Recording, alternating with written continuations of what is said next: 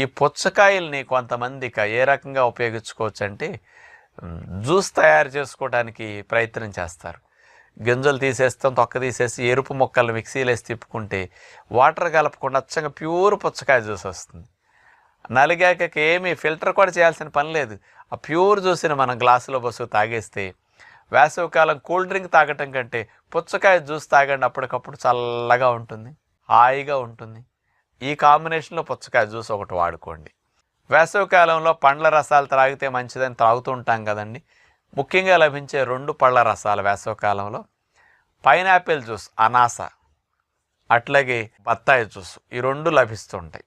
ఈ బత్తాయిలో ఉన్న పులుపుకి పైనాపిల్ రసంలో ఉండే కొంచెం ఘాటు వగరకి అదొక నుసనుసగా ఉంటుంది కదా, అలాంటి దానికి కొంత ప్యూర్గా బత్తాయి జ్యూస్, ప్యూర్గా పైనాపిల్ జ్యూస్ తాగాలంటే కొంచెం ఇబ్బందిగా అనిపిస్తుంది. Acidity, gas